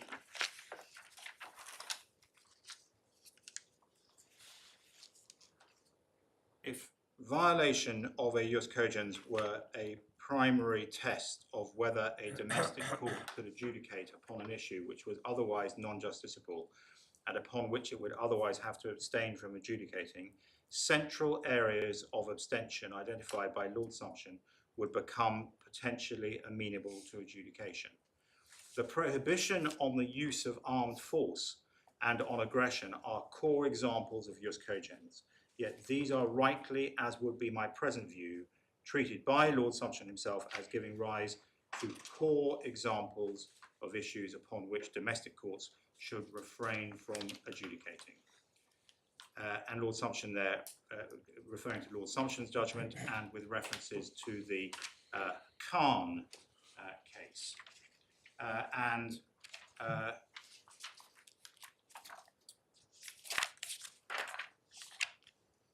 If you would go back to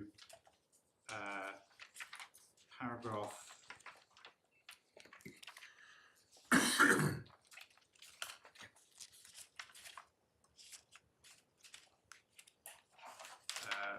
sorry.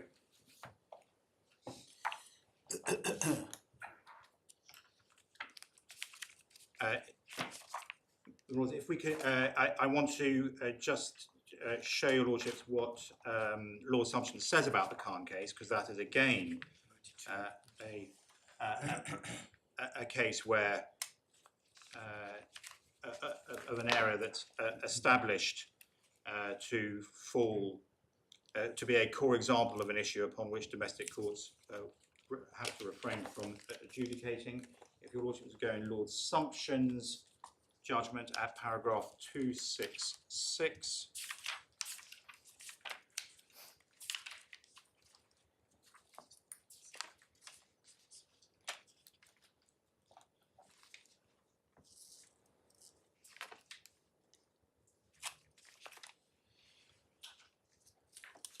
on bundle page 126.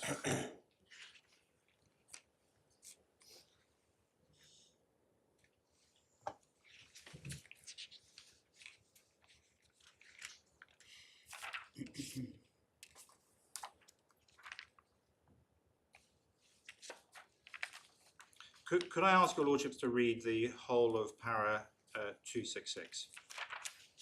So where are we? Sorry, bundle page 1264, Judgment of Lord Sumption, paragraph 266.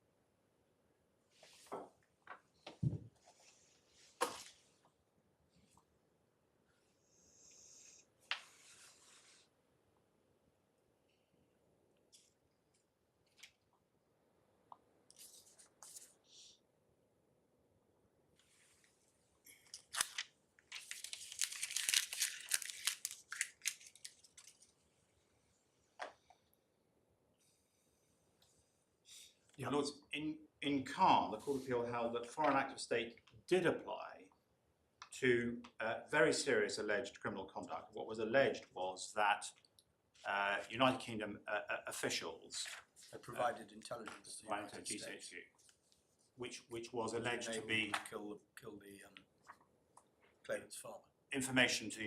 providing information to the United States to assist in joint strikes. And the allegation was that that was the encouragement of or assistance in the commission of murder, contrary to sections 44 and 46 of the Serious Crimes Act.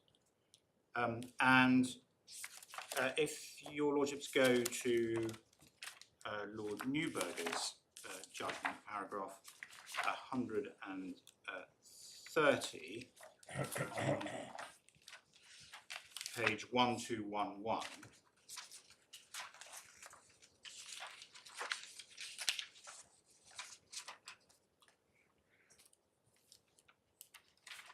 I'm sorry, paragraph was?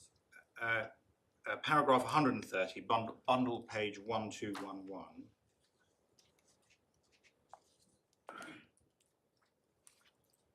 A more recent example of the application of the third rule, and this time in relation to injury to the person, is in Khan, where the Court of Appeal refused the applicant permission to seek judicial review of the provision of information by the United Kingdom intelligence services to the US government to assist it in targeting drone strikes in Pakistan. The argument was that the provision of information for this purpose was unlawful, as it involved requiring GCHQ officers to encourage and or assist the commission of murder. At paragraph 29, Lord Dyson, Master of the Rolls, given the judgment of the Court of Appeal, said that the court will usually not sit in judgment on acts of a foreign state as a matter of discretion. In expressing that view, he was following some remarks of Lord Justice Simon Brown in the Campaign for Nuclear Disarmament case.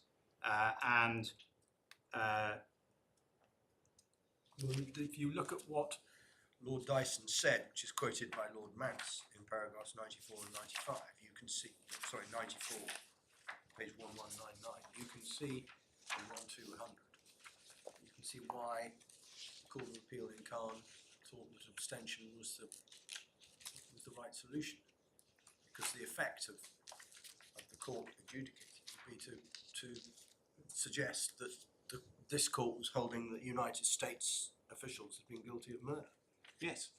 In circumstances where what was impugned was a policy of the government of the United States. Yes. So, in other words, It's a very, very long way from this case. well, your lordship says that, but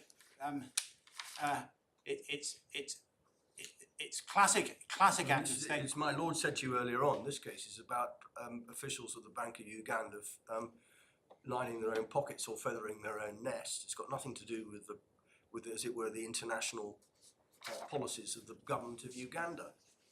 This is what that Khan is about, that. But, my lord, this was a case about the allegation of assisting or encouraging the commission of murder. The public policy considerations in relation to that would be at least as strong as, if not stronger, to those in relation to bribery. And that's exactly my point. If one found that bribery cases come within the exception, even subject to limitation, in circumstances where murder cases do not, one has an obvious and immediate anomaly. All the points made about relevant public policy made by my own friend can be made with, as I say, either equal or greater force in relation to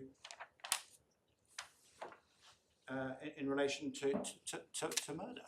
Right.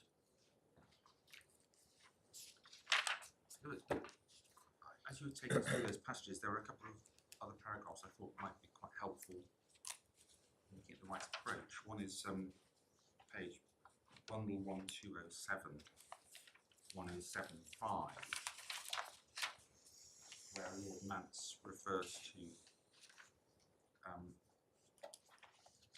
a case-by-case approach always likely to be necessary. And then at 267, Lord Sumption considers an argument that... Sorry, did you also say 267? I'm sorry, paragraph 267.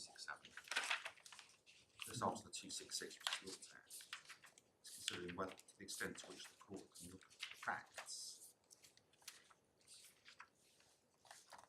And at the end of that paragraph, says the need to establish a factual foundation for the application of the doctrine must equally apply where the issue concerns not the character of the act but the availability of an exception.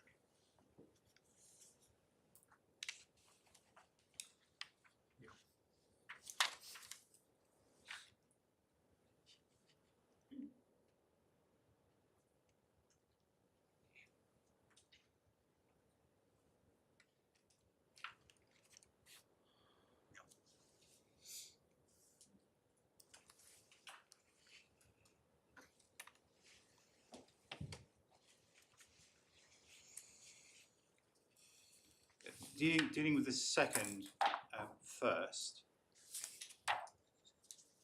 as I understand what's being said there is that if you're considering whether the exception is available, you need to know the factual foundation upon which you're considering.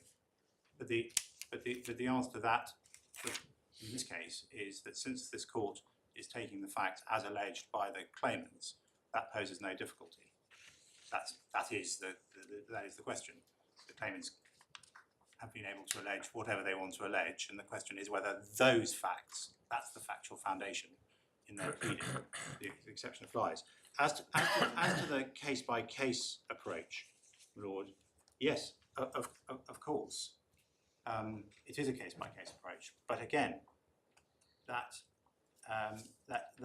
must mean that in considering the question of exception, the court has to consider the reasons why the particular case should or should not fall within the exception, and what consequences that would have.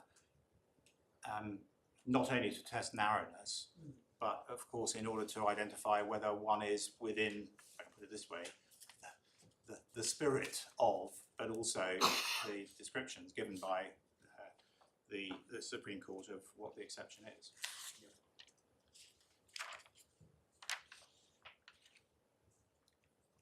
My Lords, my third submission is that, as I heralded in the summary I gave you, that for the public policy exception to apply, the public policy must be directed at the pleaded acts of state that engage the rule.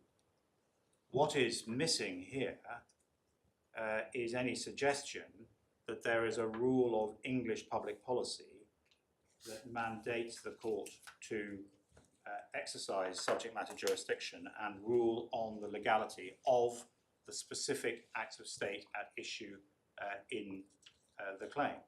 The reason why that must be asked is because the question for the court is, does English public policy preclude the court from abstaining from adjudicating upon the lawfulness or validity of the specific act in question? Every case in which the public policy exception has been found to be engaged, or has been found that it would have been engaged if a foreign act of state had applied, can be explained on that basis, that direct linkage between the public policy and the act of state in question. In Oppenheimer, it was the act of state in enacting Nazi legislation discriminating against Jews that both triggered foreign act of state and engaged the public policy exception, because that law was so grave an infringement of human rights that the courts of this country ought to refuse to recognise it as law at all. In Kuwait Airways, again, it was the sovereign act of the seizure of property of Kuwait Airways that engaged the foreign act of state doctrine and that the public policy exception applied to. In Belhaj, it was the specific acts of state, detention, rendition and torture, that engaged the act of state and engaged the public policy exception if foreign act of state applied. One can see that approach in, if you also still have Belhaj open, Lord Mance, paragraph 97.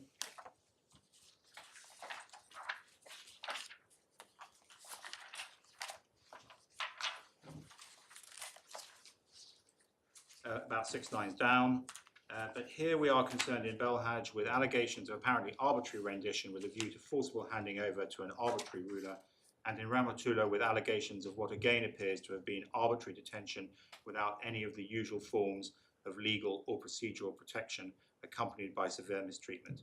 Even if one could say that such treatment reflects some policy of the various foreign states involved, or indeed of the United Kingdom, it goes far beyond any conduct previously recognised as requiring judicial abstention. There is certainly also no lack of judicial and manageable standards by which to judge it. I do say that that means that an allegation, even if there were a public policy in relation to the determination of bribery claims, I do say that that you cannot transform or take an act of state out of the principle where the claim is based on an act of state simply by an allegation that that act of state has been induced by bribery. In other words, the act of state which forms the foundation of the claim.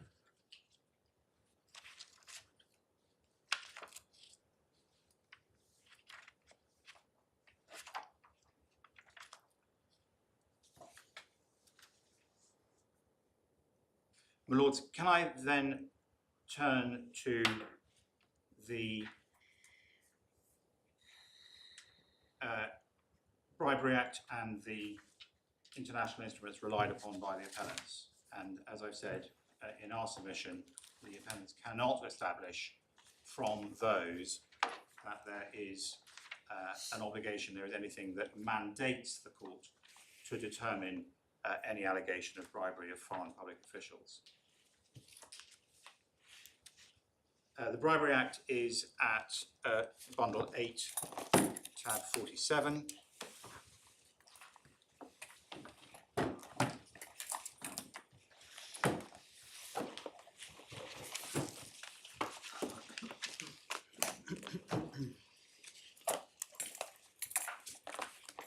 And as your Lordships know, the Act is limited to establishing criminal offences and the investigation and prosecution of those crimes. It is not concerned with civil jurisdiction at all, let alone establishing some universal civil jurisdiction. Sections 6 and 7 establish and define the criminal offences of the bribery of foreign officials and also of the failure of a commercial organisation to prevent bribery. The Section 6 offence is specific of a foreign public official is specifically concerned with offering, promising or giving of bribes to a foreign official. It is not concerned with the receipt or acceptance of bribes by the foreign official. On the pleaded case, there is no allegation that any of the defendants paid bribes which would, and as Malone and Friend confirmed, that would trigger the application of Section 6. As to the offence in Section 7, that means that a relevant commercial organisation, which is defined in Section 7(5), meaning bodies, corporate and partnerships which are incorporated or formed in the United Kingdom or carry on business in the United Kingdom, can be liable for conduct that would amount to an offence under Section 1 or Section 6 by any person who that commercial organisation is associated with. That is defined in Section 8(1) as meaning a person who performs services for or on behalf of a relevant commercial organisation. On the pleaded case, there is no conduct alleged amounting to the commission of an offence under Section 7. The amended plea of claim doesn't plead facts which would show that a person who is alleged to have paid bribes is associated with CDC, the only UK corporate defendant, and the amended plea of claim doesn't plead which individual paid bribes, but even if it were said to be DFCU Bank, it is not pleaded that DFCU Bank performed services for CDC, one of its shareholders. But in any event, as Malone and Friend accepted, it is not suggested or alleged that there is even arguably an offence under the Bribery Act that has been committed on these facts. And in any event, it would not have been appropriate to raise that as an issue in circumstances where the UK defendants are not parties to this appeal. Section 12 defines the territorial application of the Act. If committed in this country, a conspiracy to bribe foreign public officials would be a criminal offence created by the Act. I mean, Section 6. As I understood what Lord Panic was saying, it is because there isn't any material at the moment to suggest that the English defendants themselves paid the bribes, which is what would be necessary to bring it within the territorial criminal jurisdiction of this country. He couldn't say that the Section 6 crimes were committed by the UK defendants. But that's a separate question as to whether Section 6 evidences a policy that a conspiracy to do these things is just as contrary to the public policy as if people do them individually. Well, yes, but you don't need the Bribery Act to say that bribery is contrary to English public policy. No, but you do get out of the Bribery Act that if committed here, a conspiracy to bribe foreign public officials would be a crime. If committed here, yes. So the only further relevance of the Act in relation to something which is creating criminal offences, the only further relevance could be, one, if it was suggested that civil proceedings bringing a claim in the English courts in circumstances where there could be a prosecution in relation to the same facts would be a factor to take into account in deciding whether the act of state exception applies. That's not this case, so that argument wouldn't be available. I wouldn't accept that that would be relevant. And then for the second reason, the only other reason why the Bribery Act can be relevant would be if it was suggested that the Bribery Act created, in terms of civil jurisdiction, an obligation on the court to proceed to decide the case, which it self-evidently doesn't.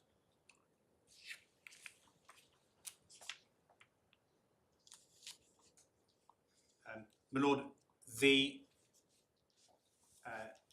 in relation to the first of those points, that means that this is very different, and this is also why the territorial limitation is significant.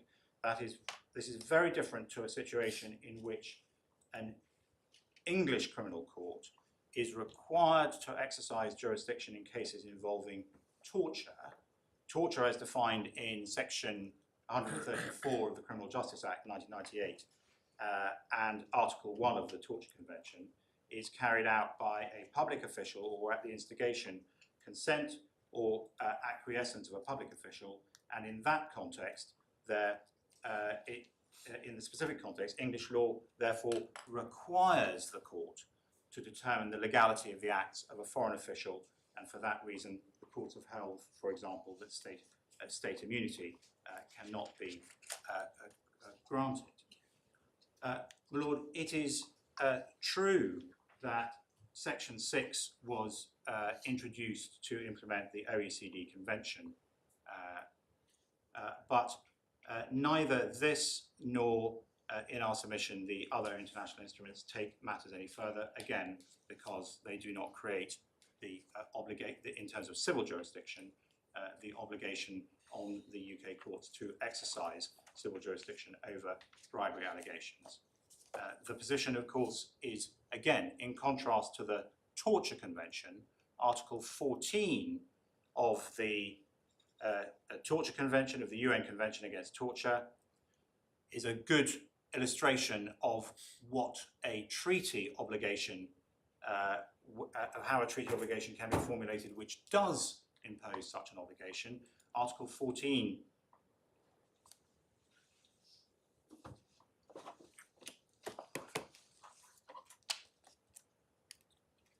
of the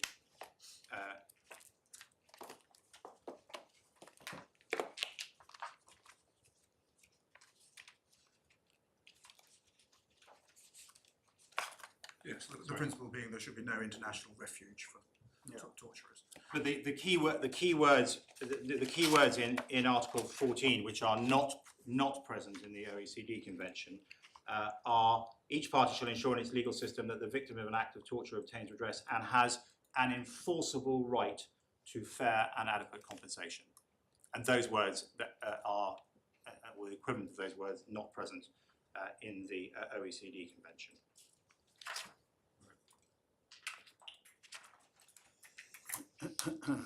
My Lord, shall I return to those after the short adjournment? Yes. I just need to deal with the OECD Convention and the UN Convention, and then I'll be able to turn to Article 6. Very well. 2 o'clock.